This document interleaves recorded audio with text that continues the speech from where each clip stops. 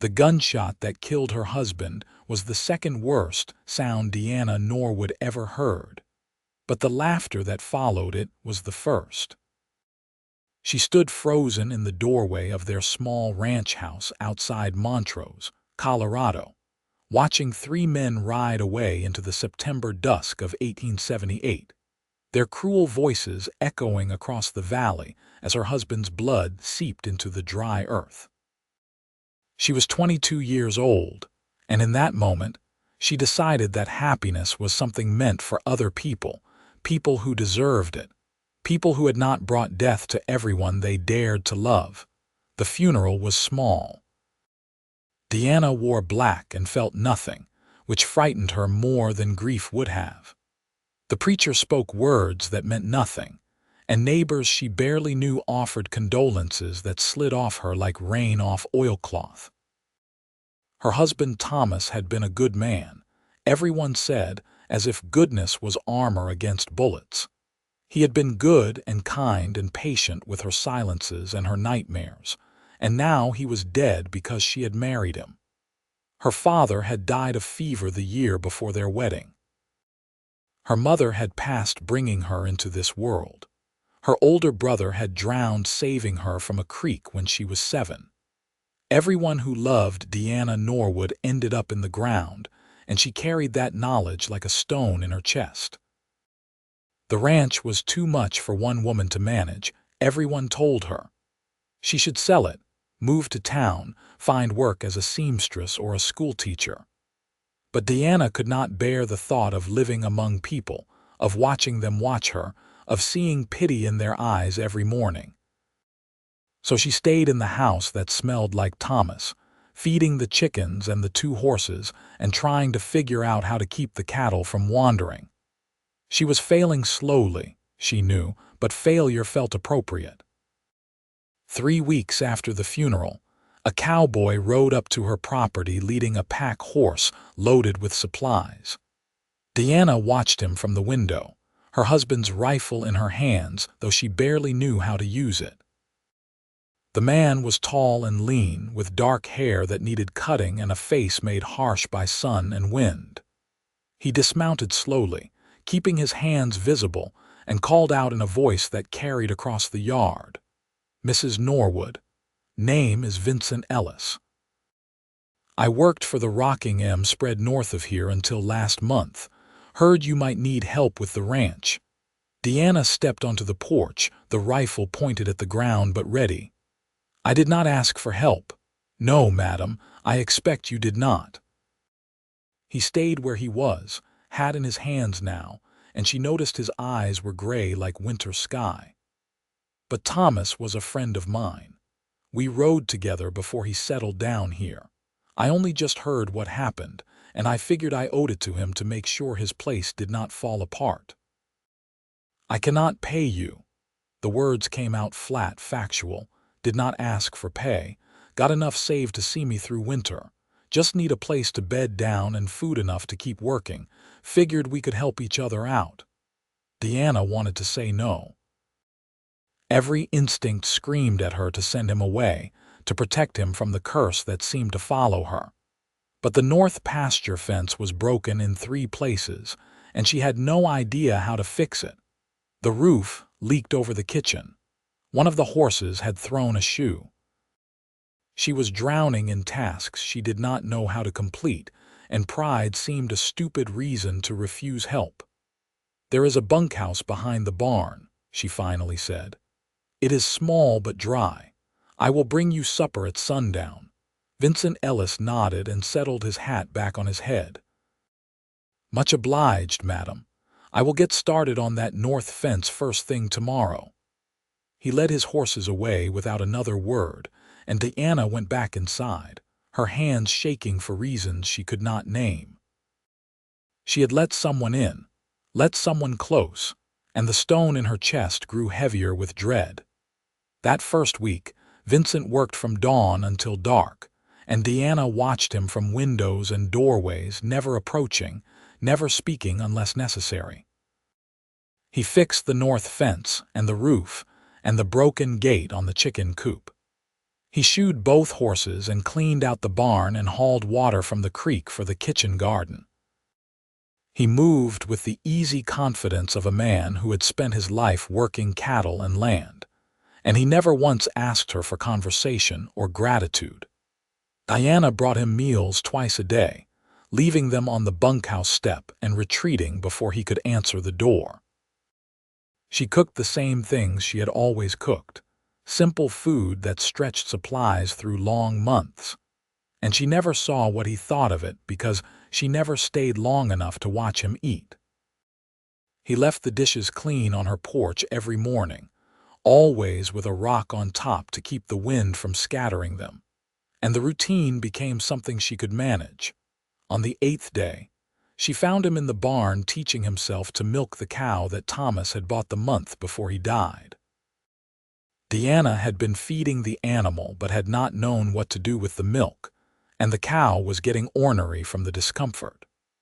Vincent sat on a stool talking to the beast in a low, steady voice, his large hands surprisingly gentle on her udder. Diana stood in the doorway watching until he glanced up and saw her.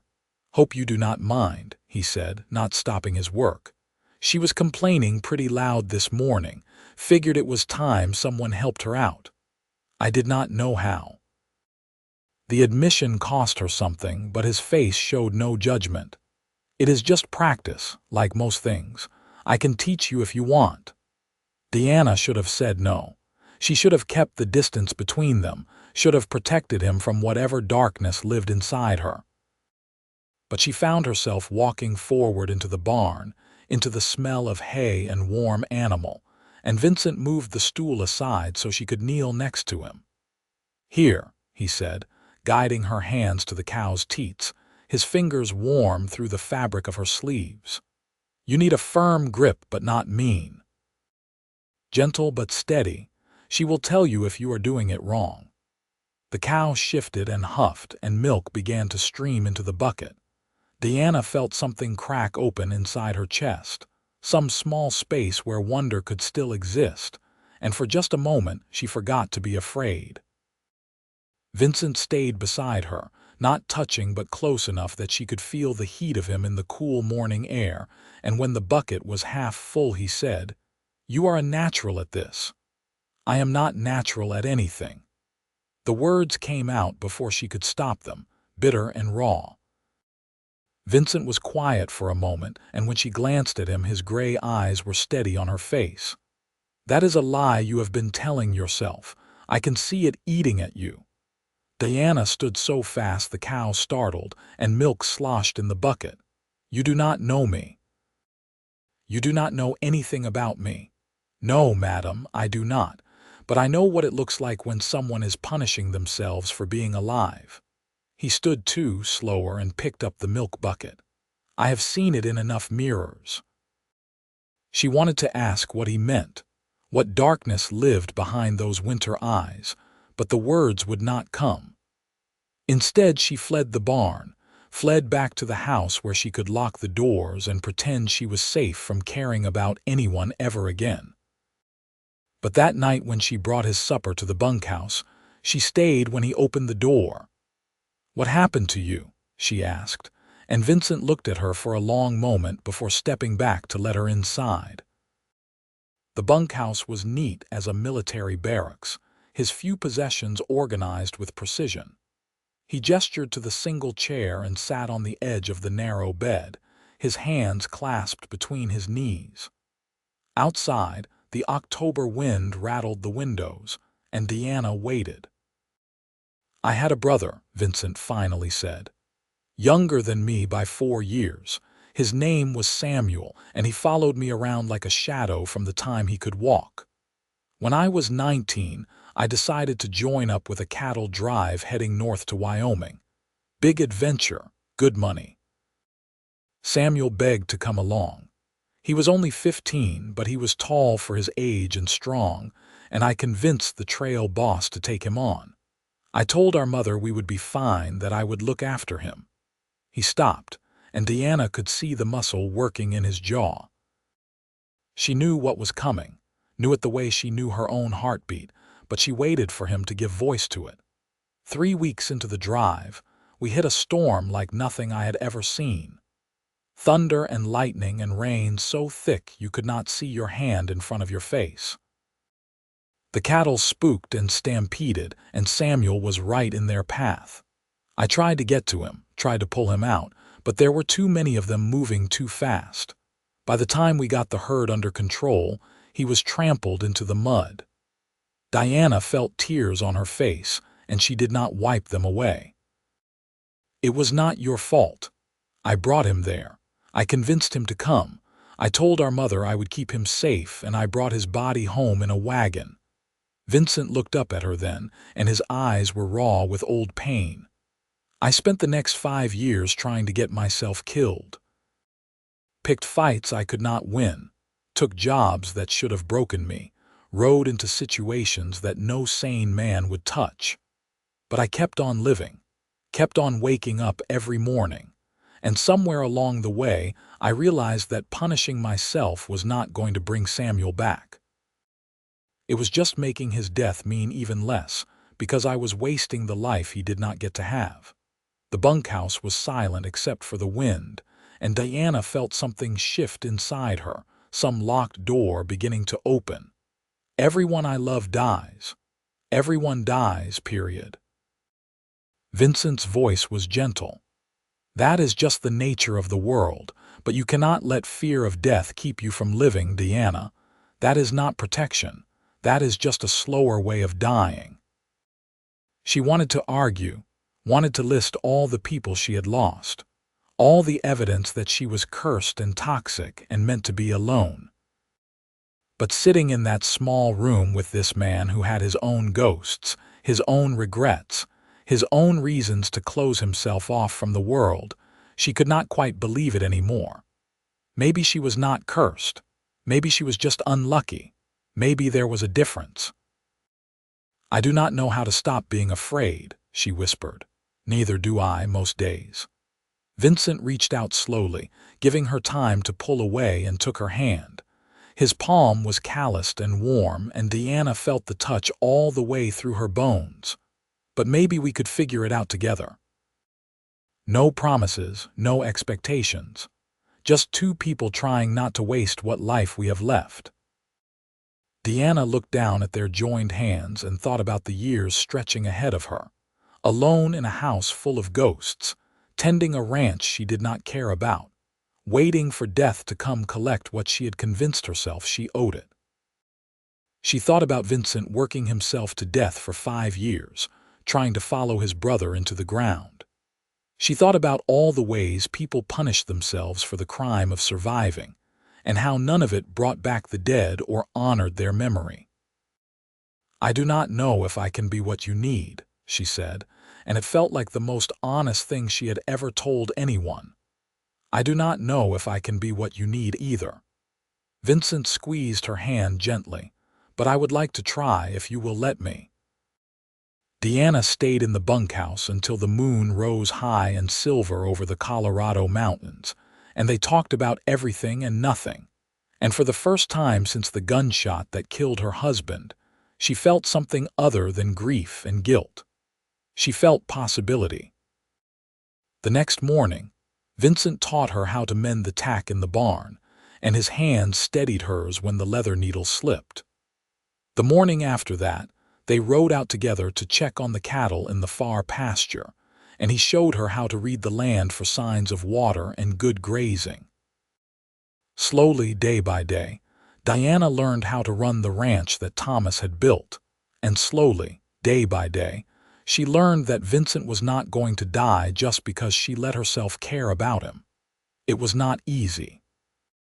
Some mornings, she woke with panic clawing at her throat, convinced that she would find Vincent thrown from his horse, or struck down by illness, or taken by any of the 1,000 dangers that lived in the wild country around Montrose.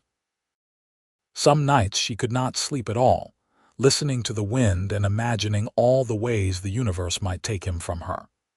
But Vincent was patient, and he never pushed, and when she retreated into herself, he gave her space while making it clear he was not going anywhere.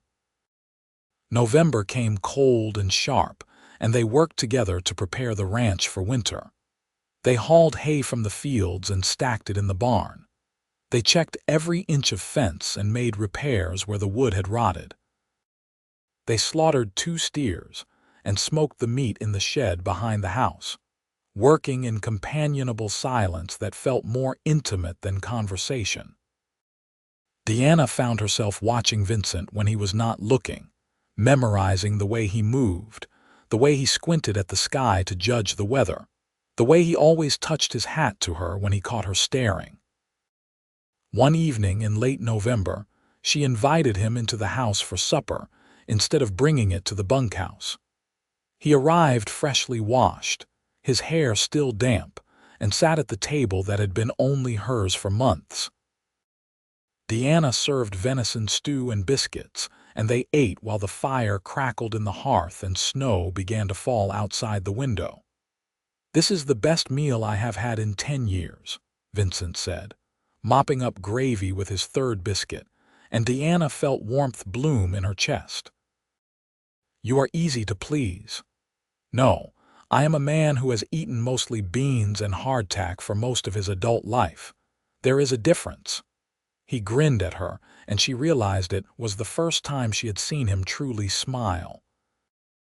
It changed his whole face, softened the harsh lines, and made him look younger. "Thank you for this, for letting me in."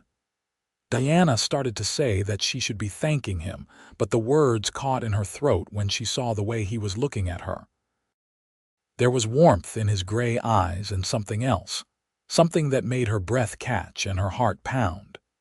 He stood and came around the table, moving slowly like he was approaching a spooked horse, and when he was close enough to touch he stopped and waited. "I would like to kiss you," he said quietly, "but only if you want that too." Diana thought about all her reasons to say no. She thought about the men who rode away laughing after killing Thomas, and how she had never even mourned him properly because guilt swallowed everything else. She thought about her dead brother and her dead parents, and the curse she carried. She thought about all of it, and then she thought about Vincent's hand steady on hers in the bunkhouse, and his patience, and the way he had spent months proving that he was not going to disappear just because she was afraid. "I want that," she whispered, and Vincent cupped her face in his rough hands and kissed her like she was something precious. It was nothing like kissing Thomas, who had been gentle and tentative and a little afraid of her. Vincent kissed her like he meant it, like he had been thinking about it for months, like she was water and he had been dying of thirst. Diana felt something in her chest break open completely, all the locked places flooding with light and heat and want. She grabbed his shirt to pull him closer, and he made a sound low in his throat and wrapped his arms around her waist, lifting her up against him. When they finally broke apart, both breathing hard, Vincent rested his forehead against hers. "I have wanted to do that since the day I saw you on the porch with that rifle. You have a strange way of courting." But Diana was smiling, actually smiling, and it felt like a miracle. "I am a strange man." He set her down gently but kept his arms around her. "But I am yours if you will have me." Diana looked up at him, at this man who had appeared in her life like an answer to a prayer she had not known how to make, and she felt the last of her resistance crumble. "I am afraid I will lose you. You will lose me eventually. I will lose you eventually. That is the deal we all make when we decide to love someone." Vincent stroked her hair back from her face, his touch infinitely gentle. "But we could have years first. Decades, maybe. A whole life together. And even if it ends too soon, even if one of us buries the other, we will have had something real. Something worth having. Is not that better than hiding from the world until we die alone?" Diana thought about Thomas, who had loved her quietly and given her a year of gentle companionship. She thought about how she had never really let him in, never really let herself be vulnerable, and how she regretted that now more than anything. She thought about wasting the rest of her life being afraid, and she thought about Vincent's brother Samuel, who never got the chance to be afraid or brave or anything else. "I want to try," she said, and it felt like jumping off a cliff. "I want to try to be happy." Vincent kissed her again, soft and sweet, and murmured against her lips, "Then let me spend my life proving you deserve it." They stood in the kitchen holding each other while the snow fell heavier outside, and Diana let herself believe, just for a moment, that happiness might actually be possible. Vincent moved into the house a week later, and Diana was terrified and thrilled in equal measure. They were not married, which would scandalize the town if anyone knew, but the ranch was isolated enough that no one came calling. Vincent took Thomas's place in the bed, and Diana braced herself for ghosts and guilt that never came. Instead, she found herself wrapped in strong arms every night, listening to Vincent's steady breathing, feeling safe in a way she had not felt since she was a child. He was an attentive lover, patient and generous, and he seemed to take genuine pleasure in learning what made her gasp and shiver. Diana had thought herself broken in that way, had gone through the motions with Thomas without ever really feeling much beyond warmth and affection. But with Vincent, everything was different. Everything was more. She came apart in his hands over and over, and afterwards he held her while she cried from the overwhelming relief of feeling something good. Winter settled hard over the Montrose Valley, and they were snowed in for days at a time. Vincent taught Diana to play poker with matchsticks for stakes, and she taught him the songs her mother had sung before she died. They read together from the 2 books in the house, and Vincent surprised her by being a good reader with a nice voice. They made love in front of the fire and cooked meals side by side and talked about their dreams for the ranch. Vincent wanted to expand the herd, maybe buy the adjacent property if it ever came up for sale. Diana wanted to plant an orchard, apples and cherries that would fruit in a few years. They made plans like they had a future, and Diana tried not to let fear poison it. Christmas came, and Vincent rode into town through a break in the weather to buy supplies. Diana waited alone in the house, fighting panic, convinced he would not come back. But he returned before dark with flour and sugar and a length of blue fabric that matched her eyes. "For a new dress," he said, looking almost shy. "Figured you deserved something pretty." Diana cried and hated herself for crying, but Vincent just pulled her close and let her soak his shirt. "I thought you were dead, I know, but I am not. I am right here and I am not going anywhere." He kissed the top of her head. "You are going to have to get used to that," she was trying. Every day she was trying. They celebrated Christmas with roasted chicken and potatoes, and Vincent gave her a bracelet he had carved from deer antler. Her initials worked into the design. Diana gave him new gloves she had sewn from rabbit fur, and he wore them constantly even though they were too fancy for ranch work. They drank whiskey by the fire and sang carols off-key, and for one perfect night, Diana forgot to be afraid. January brought a hard freeze, and they lost 2 calves despite their best efforts. Vincent was grim-faced for days afterward, blaming himself, and Diana recognized the spiral he was caught in. She made him sit down at the kitchen table and took his hands in hers. "It is not your fault," she said firmly. "We did everything we could. Sometimes things die and it is not anyone's fault, it just is." Vincent looked at her and she saw understanding dawn in his gray eyes. "You are quoting me. I am reminding you of your own wisdom. You are allowed to use it on yourself." Diana squeezed his hands. "You taught me that guilt is just fear wearing a different face. Do not drown in it now." He pulled her into his lap and buried his face in her hair, and she held him while he shook with the effort of not crying. When he finally pulled back, his eyes were red but dry. "How did I get so lucky to find you? We found each other, and we are both lucky even when things are hard." Diana kissed him softly. That is what you have been teaching me, so let me teach it back to you." They got through the rest of winter together, taking turns being strong when the other was weak, and by the time spring arrived, Diana had almost forgotten to be afraid. Almost. March brought a warm wind from the south, and the snow began to melt in earnest.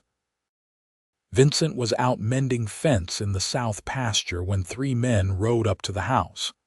Diana saw them from the window and felt ice flood her veins. She recognized them. She recognized the way they sat their horses and the sound of their laughter. They were the men who had killed Thomas. For a moment, Diana could not move, could not breathe, could not think. Then she was running for the rifle, loading it with shaking hands, stepping out onto the porch. The men saw her and reined up, still smiling. "Well now," said the one in front, a man with a scarred face and mean eyes. "Look who is still here. Thought you would have cleared out by now, widow. Get off my property." Diana's voice shook, but her hands were steady on the rifle. "Right now." "That is not very friendly. We just came to make you an offer." Scarface leaned forward in his saddle. "We are buying up land in this valley, and we are willing to pay you fair price for this place. More than fair, considering your situation. I am not selling. You should reconsider. A woman alone cannot run a ranch this size. You are going to fail, and then we will just buy it from the bank for half what we are offering now." His smile was a razor. "This is us being nice." Diana thought about Thomas bleeding out in the yard and these men laughing, and rage burned through her fear. "You are not being nice. You killed my husband so I would have to sell. Well, I am not selling. Not to you, not ever. Now get off my land before I shoot you for trespassing." The men's faces darkened, and Scarface straightened in his saddle.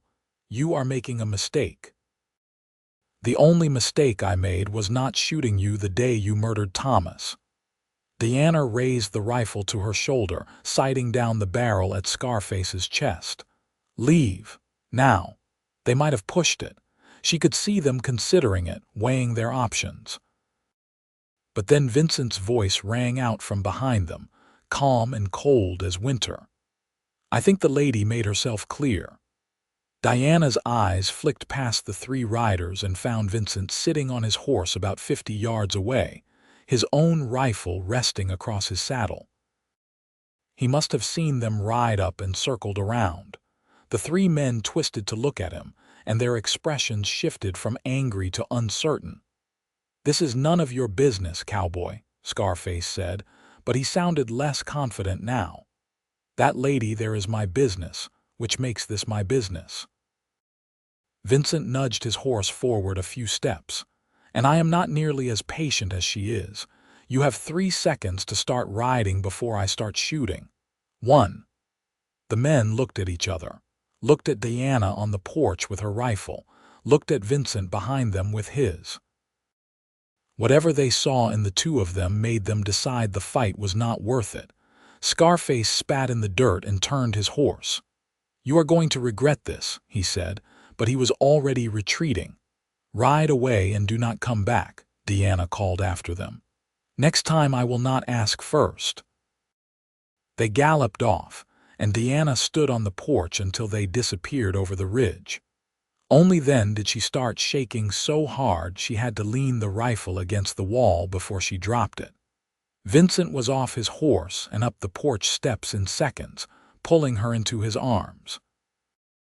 "You were so brave," he murmured into her hair. "So damn brave. I am so proud of you. I thought they were going to kill you too." Diana was crying now, all the fear flooding out. "I thought I was going to watch you die like Thomas. But you stood up to them anyway. You faced them down." Vincent pulled back enough to look at her face, his hands framing her jaw. "Diana, you are the strongest person I have ever met. Do you understand that? You are not cursed and you are not a coward. You are a survivor. I do not want to just survive. I want to live. I want to be happy.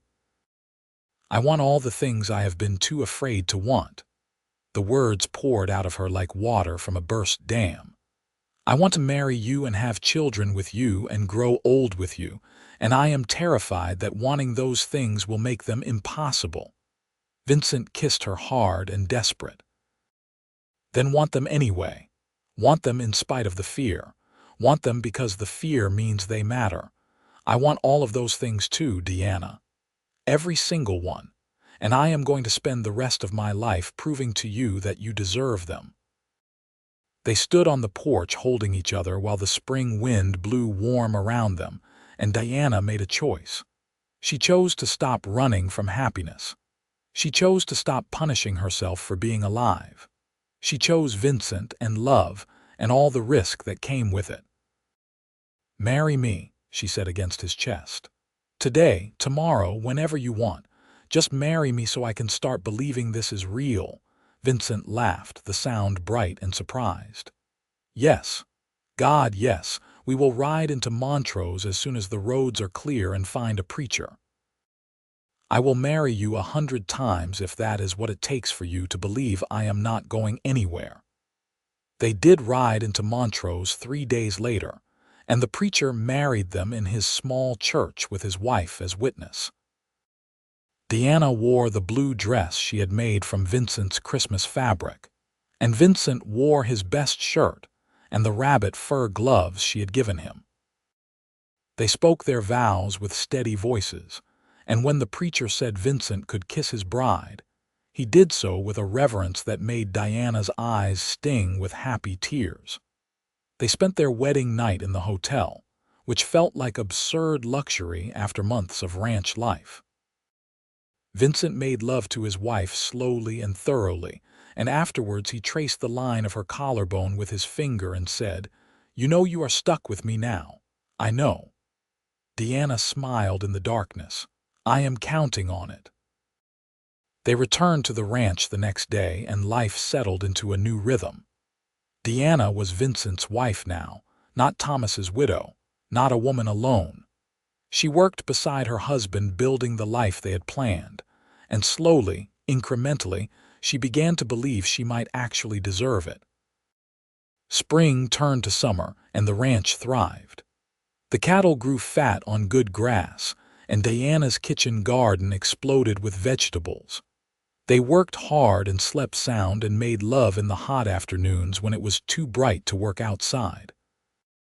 Vincent talked about buying more horses, maybe building up a breeding program.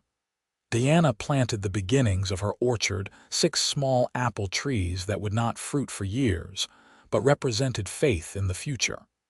In August, Diana realized her monthly bleeding was late. She said nothing at first, afraid to hope, afraid to tempt fate.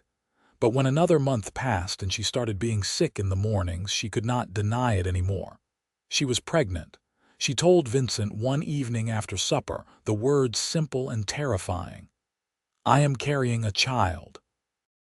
He stared at her for a long moment, his face unreadable. Then he stood so fast his chair fell over, and he swept her up in his arms, laughing and spinning her around the kitchen. "We are going to have a baby. Diana, we are going to have a baby.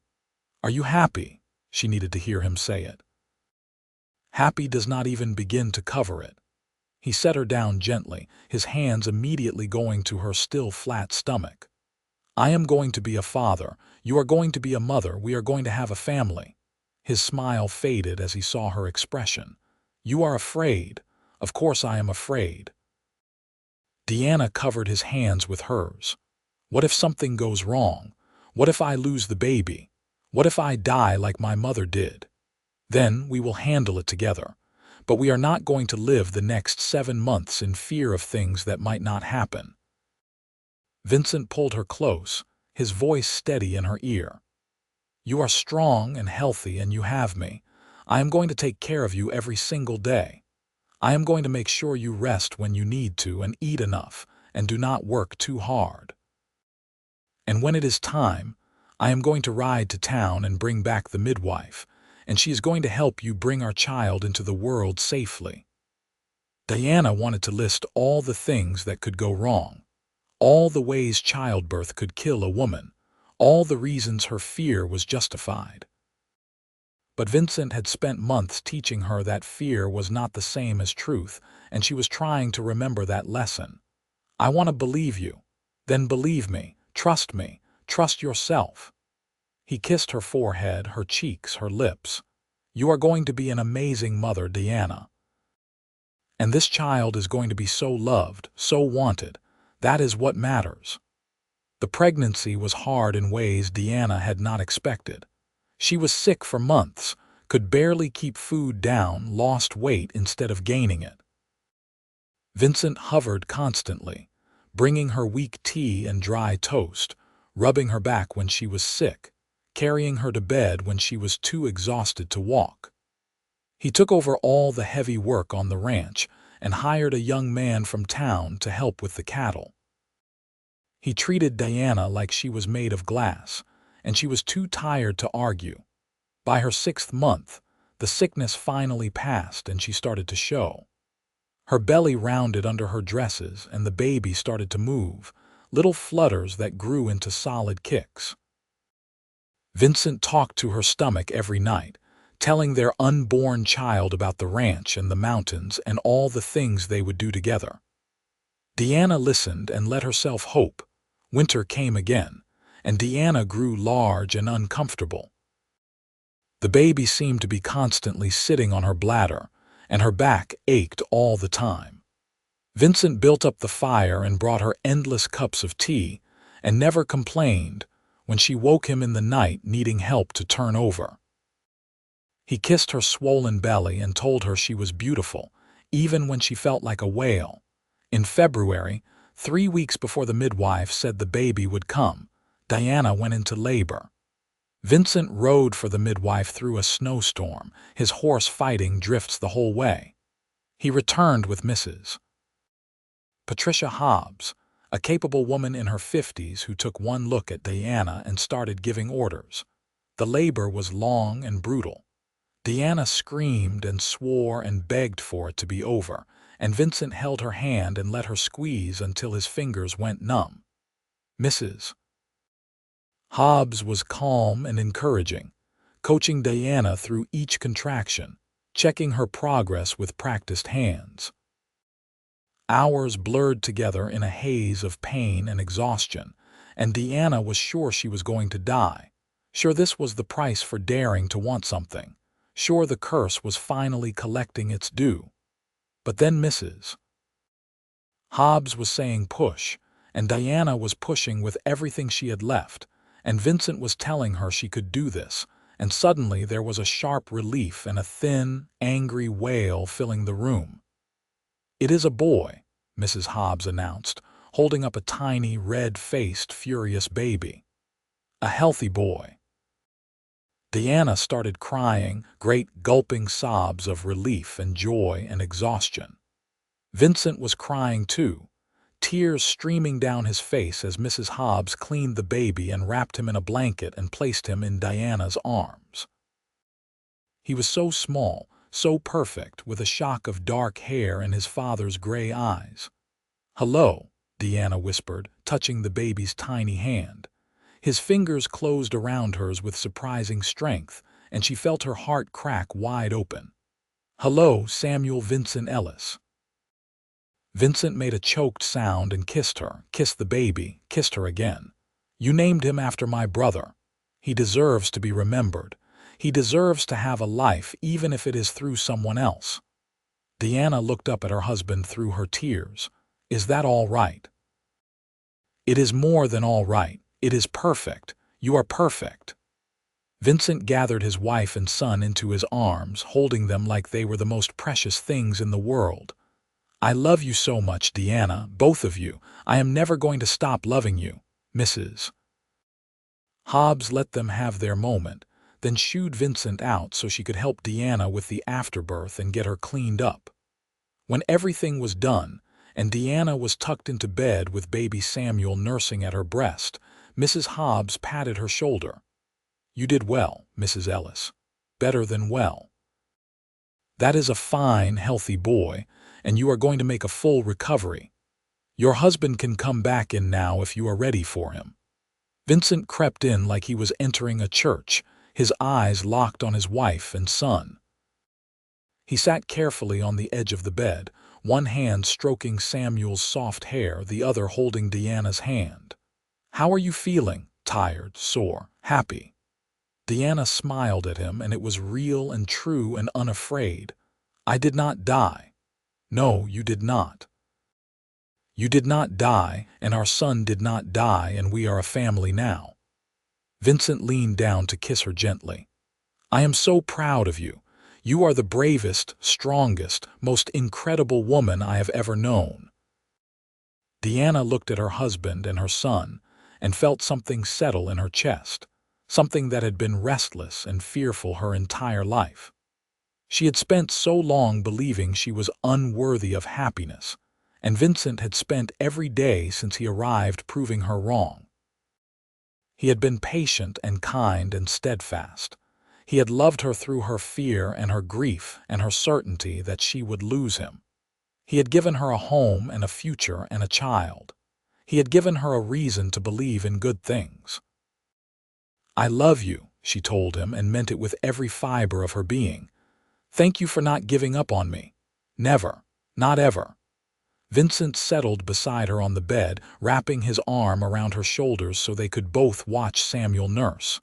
"This is just the beginning, Diana. We have so much life ahead of us." She let herself believe him.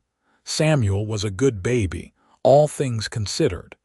He nursed well and slept in reasonable stretches and seemed content to be held by whoever would hold him. Vincent was a doting father, changing diapers and walking the floor at night and singing off-key lullabies that made Diana laugh. He built a cradle for the baby and moved it right beside their bed so Diana would not have to walk far for nighttime feedings. He took over even more of the ranch work so Diana could rest and recover, and he never once complained about the lost sleep or the constant demands of a newborn. Spring came and brought new life to the ranch. The cattle had calved successfully through the winter, and the small herd had grown. Diana's apple trees survived their first winter and pushed out brave green leaves. Samuel grew chubby and alert, his gray eyes following his parents around the room, his little hands reaching for everything. Diana found herself laughing more than she had in years, found herself making plans that stretched years into the future without fear holding her back. One warm May afternoon, she was hanging laundry while Samuel napped in a basket at her feet when 3 riders appeared on the ridge. Diana's heart stuttered, and her hand went to the pistol Vincent had started insisting she carry. But as the riders came closer, she saw they were not the men from before. One was a sheriff's deputy, his badge glinting in the sun. The other 2 were strangers, hard-faced men with the look of bounty hunters. Vincent came out of the barn as they rode into the yard, and he positioned himself between the riders and Diana without seeming to. "Can I help you, gentlemen?" The deputy dismounted and touched his hat. "Name is Deputy Marshal William Crenshaw. I am looking for information about 3 men who have been operating in this valley. I believe they approached you and your wife about buying your ranch." "They did." Vincent's voice was carefully neutral. "Last spring. We sent them away. They have been doing the same thing all over the valley. Intimidating landowners, burning property, even killing a couple of folks who would not sell. We have been tracking them for months, and we finally caught them yesterday. They are going to hang for murder." Crenshaw looked at Diana. "One of them mentioned that you knew they had killed your first husband. Is that true, madam?" Diana's throat was tight, but she nodded. "I recognize them. They shot Thomas Norwood in our yard and rode off laughing. I could not prove it was them, so I never reported it. I was afraid of what they might do. You do not have to be afraid anymore. They are in custody and they are going to pay for what they did." Crenshaw's expression softened. "I am sorry for your loss, madam, and I am sorry it took us so long to bring them to justice, but it is over now." Diana felt something loosen in her chest, some knot she had not realized she was still carrying. The men who killed Thomas were going to hang. Justice was going to be served. It would not bring Thomas back, but it closed a chapter she had not known how to finish. "Thank you," she said quietly. "Thank you for telling us." The deputy and his companions stayed long enough to water their horses and get a full statement from Diana, and then they rode off toward Montrose. Vincent pulled Diana into his arms as soon as they were gone, and she buried her face in his chest. "It is over," she said, and it felt like a door closing on the past. "It is really over." "It is over," Vincent agreed, holding her tight. "Now we can move forward without that hanging over us." They did move forward. Summer brought hard work and good rain and a thriving ranch. Samuel learned to roll over and then to sit up, his personality emerging bright and curious and fearless. He had his father's determination and his mother's thoughtfulness, and he was already the center of their world.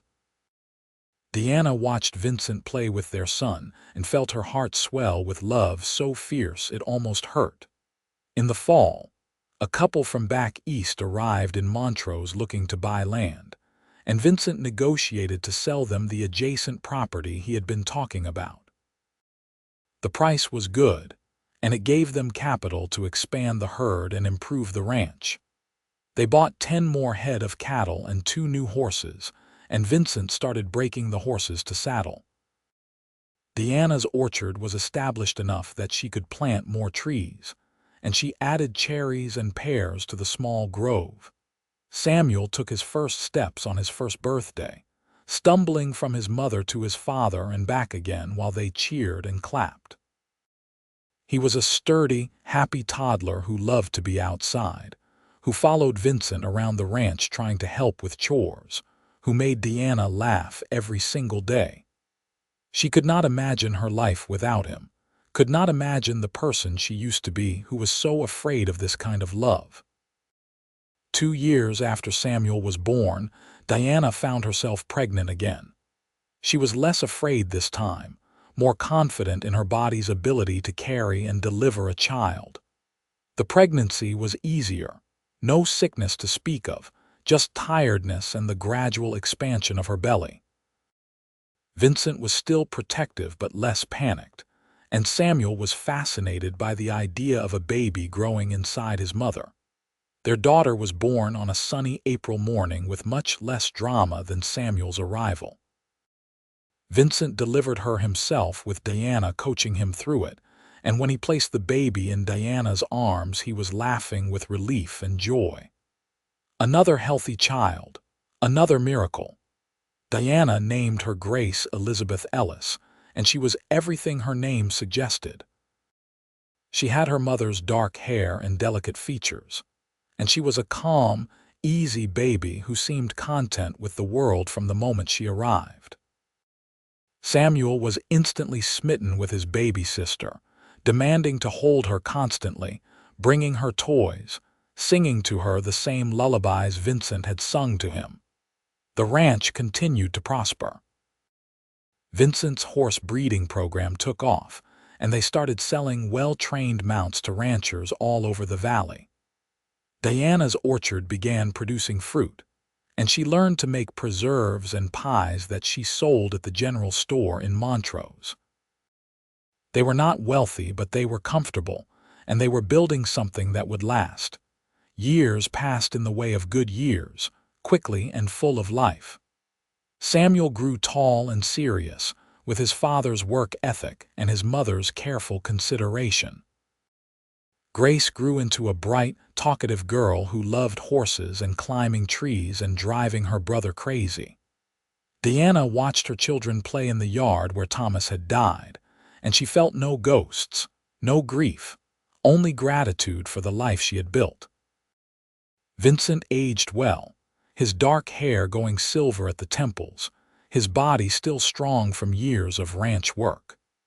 Diana saw the lines deepen around his eyes and loved everyone, because they were evidence of years lived, of laughter and worry and joy.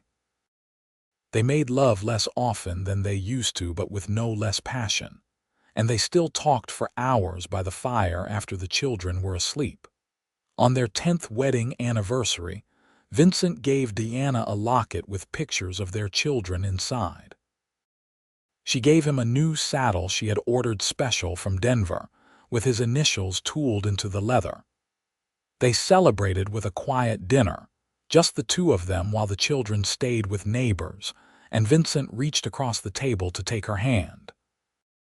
"Do you remember when I told you I was going to spend my life proving you deserve happiness?" he asked, and Diana nodded. "I think I have made a good start on it, but I want you to know that you do not need me to prove anything anymore. You know your worth now. I can see it in the way you carry yourself, in the way you mother our children, in the way you run this ranch. You are not the same woman I met 10 years ago." Diana felt tears prick her eyes, but they were good tears. "I am not. You gave me that. You gave me the space and time and love to become someone who could believe in good things. You did the work. I just showed up and refused to leave." Vincent smiled at her, that same smile that had made her heart stutter the first time she saw it. "I love you, Diana Ellis. I have loved you from the beginning, and I am going to love you until the end. And I love you. I love you for your patience and your kindness and your refusal to give up on me when I had given up on myself." Diana squeezed his hand. "Thank you for finding me. Thank you for staying." They went home that night and loved each other with the tenderness of long familiarity, and Diana fell asleep in her husband's arms, thinking that she was the luckiest woman alive. More years passed. Samuel grew into a young man who looked so much like his father it made Diana's heart ache.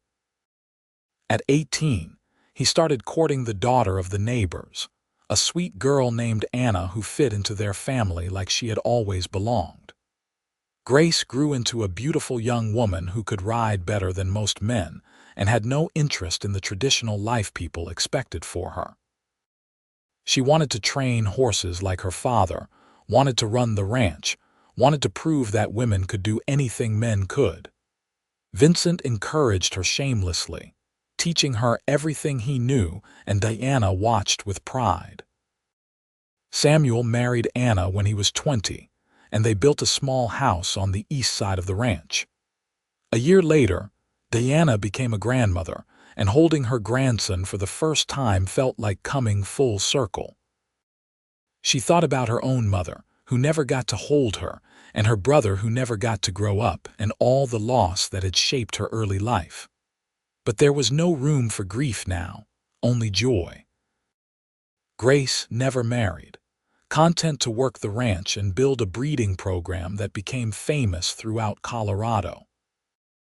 She was happy in a way that had nothing to do with romance or traditional expectations, and Diana admired her daughter's certainty, her refusal to let anyone tell her who she should be. Vincent and Diana grew old together, their bodies slowing but their minds still sharp. They celebrated their 20th anniversary, then their 30th. They watched their grandchildren grow and thrive. They improved the ranch year by year, building it into something that would last for generations. And through it all, Vincent kept his promise. He proved to Diana every single day that she deserved happiness, deserved love, deserved all the good things life had to offer. One evening in their 40th year of marriage, they sat on the porch watching the sun set over the mountains. Diana was 62, Vincent was 65, and they had lived more life than she ever thought possible. Samuel and his family lived on the east side of the property, and Grace had her own house near the barn. The ranch was thriving, the family was healthy, and Diana felt a peace she had never imagined in those dark days after Thomas died. "Do you remember when you told me you were not worthy of happiness?" Vincent asked, his hand warm in hers. "I remember. I believed it completely." Diana looked at him, at the man who had been her partner and lover and best friend for 4 decades. "You spent all these years proving me wrong. I spent all these years loving you, and you learned to believe you deserved it. That is different." Vincent lifted her hand to his lips and kissed it. You did the hard work, Diana. You faced your fears and chose to live anyway. I am just grateful I got to be part of that journey." Diana leaned her head on his shoulder, watching the light fade from gold to orange to purple. "I never thought I could have this. A long life, a family, a home. I thought I was cursed to lose everyone I loved, but you stayed. You have been here every single day for 40 years, and you are still here. I am still here, and I am going to be here as long as I am able." Vincent wrapped his arm around her, pulling her close. "Growing old with you has been the greatest adventure of my life." They sat together until the stars came out, two people who had found each other in the darkness and built a life full of light. Diana thought about the girl she had been, so certain she was unworthy, so convinced that happiness was for other people. She thought about Vincent riding up to her ranch with an offer of help and no expectations. She thought about all the small moments that had built into years, into decades, into a lifetime. Samuel came up to the porch with his youngest daughter, a girl of 5 who was the image of Diana at that age. "Grandmother, will you tell me a story?" Diana smiled and gestured for the child to come sit on her lap. Vincent kept his arm around her, and she felt the warmth of him, the solidness, the absolute certainty of his presence. "What kind of story do you want to hear?" "A love story," the little girl said, "with a happy ending." Diana met Vincent's eyes and saw the smile there, the love that had never wavered, never diminished, never failed. "All right," she said. "Let me tell you about a cowboy who taught me that I deserve to be happy." She told the story while the night deepened around them, and Vincent held her hand, and their granddaughter listened with wide eyes. She told about fear and grief, and the courage it took to let someone in. She told about patience and kindness, and the power of showing up every day. She told about building a life together, about raising children and growing old and choosing love over and over again. When the story was finished, the little girl hugged Diana tight. "That is the best story ever. Is it true?" "Every word," Diana said, and she felt Vincent's kiss on her temple. "And they lived happily ever after," the child said with satisfaction, and Diana laughed. "Yes," she agreed. "They did." Samuel took his daughter home, and Diana and Vincent went inside to their bed, the same bed they had shared for 40 years. They undressed slowly, bodies familiar and comfortable, and slipped under the covers. Vincent pulled Diana close, and she rested her head on his chest, listening to his heartbeat. "I love you," she whispered into the darkness. "Thank you for never giving up on me." "I love you too," Vincent whispered back. "Thank you for learning to love yourself." They fell asleep that way, wrapped in each other, and Diana's last thought before sleep took her was that she had been wrong all those years ago. She was worthy of happiness. She always had been. It just took meeting the right person at the right time to help her believe it. The ranch continued for another generation, and then another, the Ellis family name becoming synonymous with quality horses and hard work and integrity. Samuel's children grew up hearing stories about their grandparents, about the cowboy and the widow who found each other in the wilderness and built an empire of love and trust. Grace never had children of her own but mentored dozens of young people in the art of horse training, passing on Vincent's legacy. Diana and Vincent lived to celebrate their 50th anniversary, surrounded by children and grandchildren and great-grandchildren. It was a small party, just family, held in the house Vincent had helped Thomas build all those decades ago. Diana looked around at all the faces, all the lives that existed because she had been brave enough to let Vincent in, because he had been patient enough to wait for her to heal. "This is everything I never let myself dream about," she told him that night, when everyone had gone home and they were alone again. "Every single person here exists because you refused to let me believe I was cursed." Vincent, now 75 and still strong despite the years, cupped her face in his weathered hands. "Every single person here exists because you were brave enough to choose life over fear. I am proud of you, Diana. I have been proud of you every day since we met." They kissed like young lovers, and Diana marveled that after 50 years the touch of his lips could still make her heart race. They had been through so much together, survived so much, built so much. And through it all, Vincent had kept his promise. He had spent his life proving that she deserved happiness, and in doing so, had given her more joy than she ever thought possible.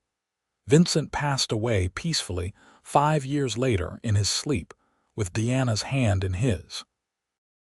He was 80 years old, and he had lived every one of those years with purpose and love. Diana held him while his breathing slowed and stopped, and though her heart broke, she did not regret a single moment they had shared.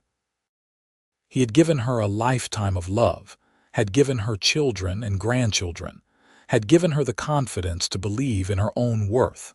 At his funeral, Diana stood in front of the gathered crowd and spoke about the man who had changed her life. She told about the day he rode up to her ranch offering help with no expectation of reward. She told about his patience and his kindness, and his absolute refusal to let her push him away. She told about 55 years of marriage, of partnership, of building a life together from nothing but hope and hard work. "Vincent Ellis taught me that I was worthy of happiness," she said, her voice steady despite her tears.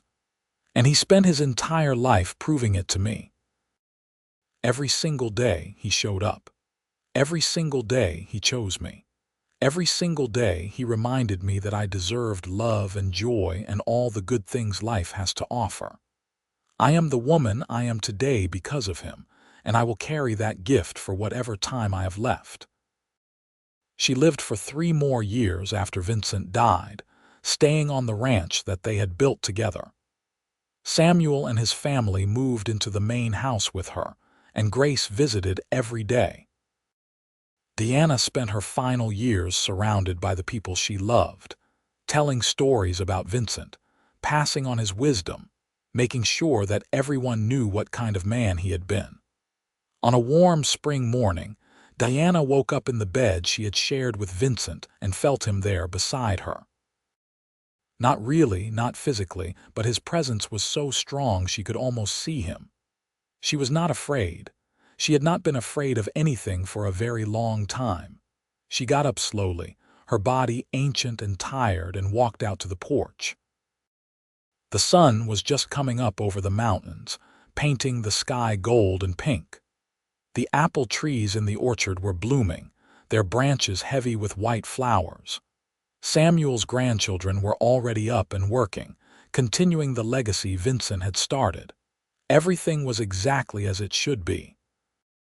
Diana sat in the chair Vincent had built for her 50th birthday, and she thought about the girl she had been, so certain she was unworthy, so convinced that everyone she loved would die.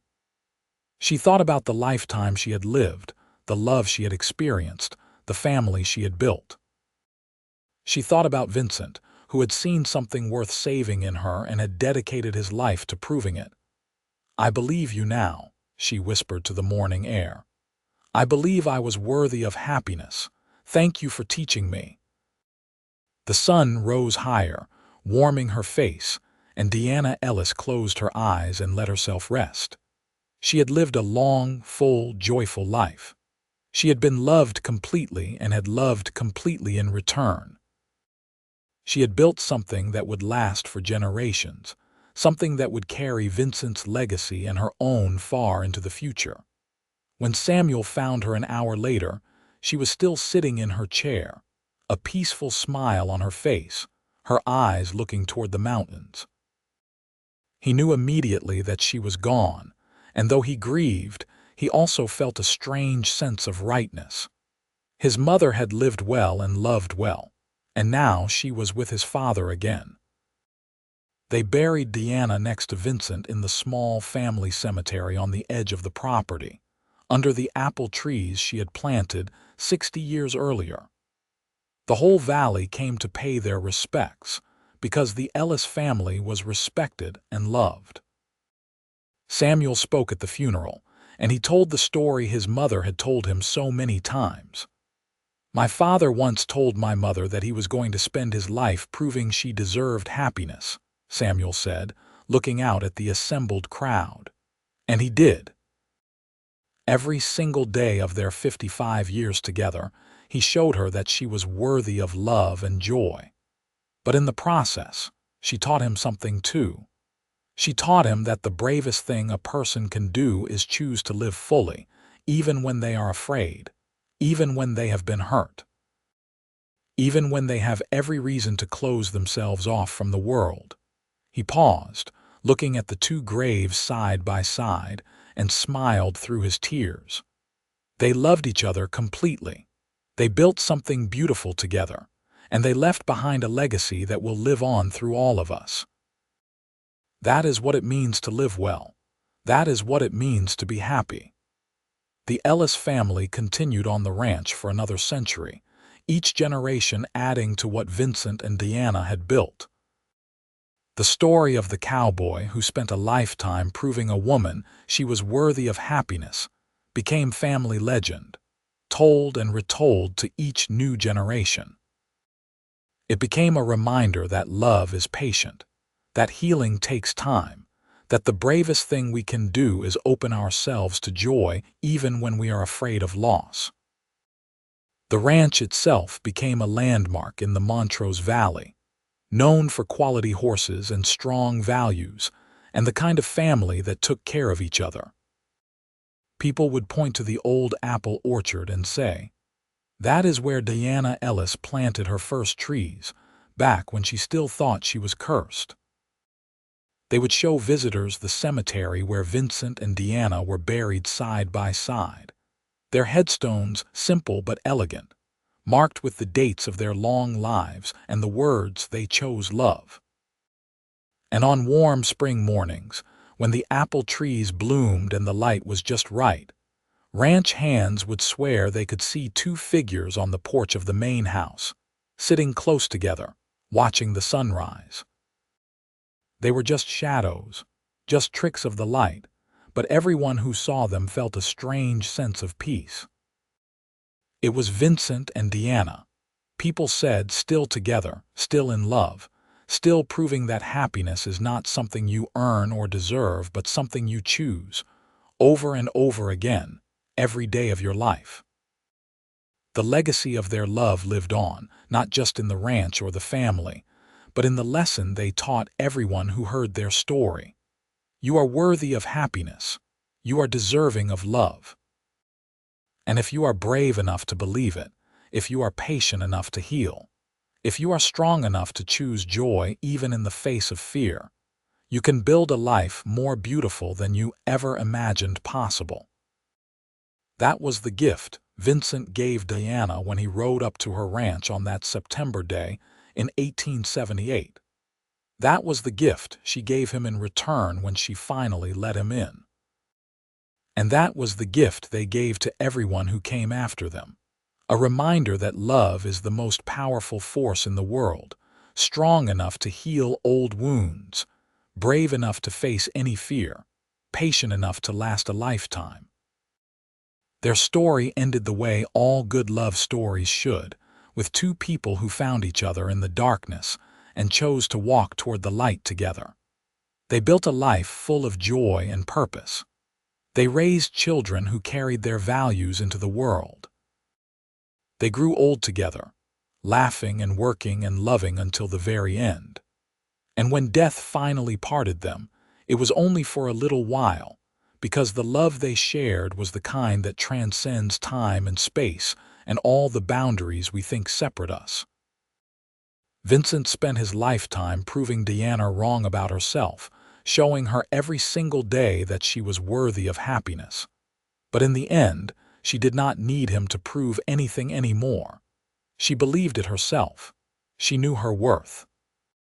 She understood that she deserved every good thing life had given her, and she carried that knowledge with confidence and grace until her last breath.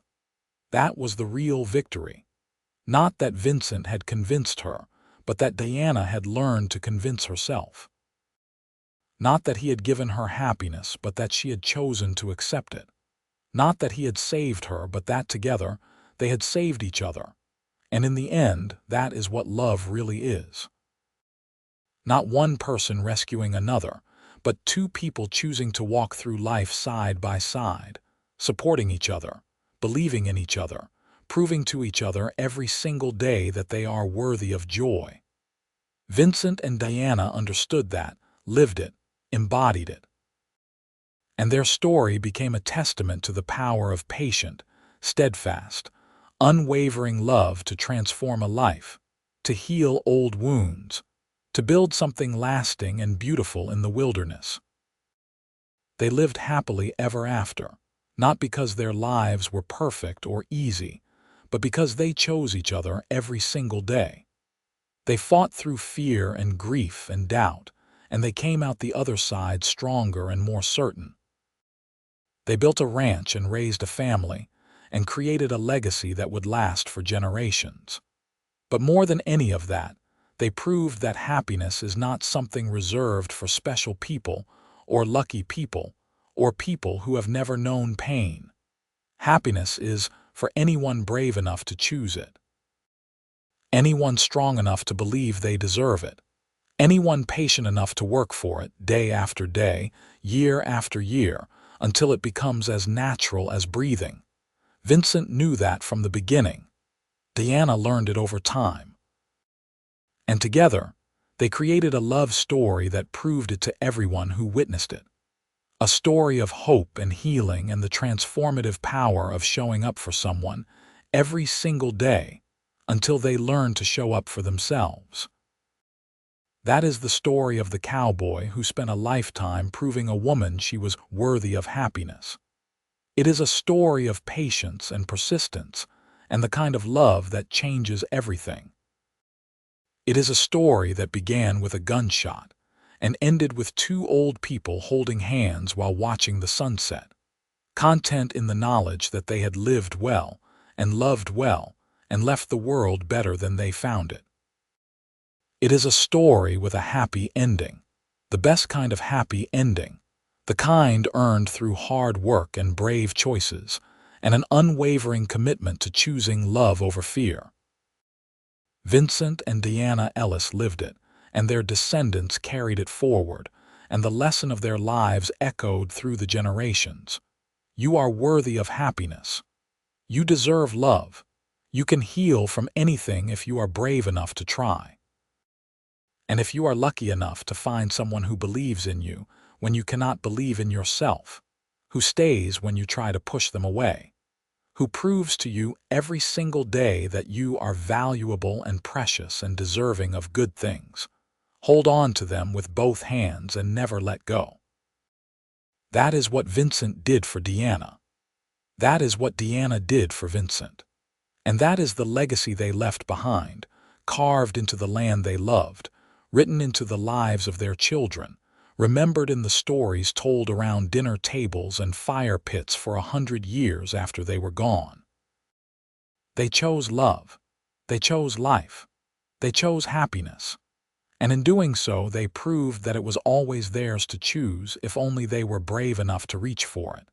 The end came peacefully for both of them, as it should for people who lived as fully and as well as they did. And when the last Ellis descendant finally left the ranch, centuries from now, when the buildings crumbled and the fences fell and the apple trees grew wild and untended, the story would remain. The story of Vincent and Diana, the cowboy and the widow, the man who saw worth in a woman who could not see it in herself, and spent his life proving he was right. It is a story worth telling, a story worth remembering. A story that proves, beyond any doubt, that happiness is not something you earn or deserve based on your past or your pain or your mistakes. Happiness is something you choose, something you work for, something you build one day at a time with someone who loves you enough to wait while you learn to love yourself. Vincent Ellis spent a lifetime proving Diana Norwood was worthy of happiness. But the real miracle was that Diana finally believed him, accepted it, and lived the rest of her days secure in the knowledge that she deserved every moment of joy she experienced. That belief, that certainty, that deep knowing that she was valuable and precious and worthy of love was the greatest gift Vincent could have given her. And it was the greatest gift she could have given herself. The courage to accept it and believe it and live it every single day for the rest of her long, beautiful, joyful life.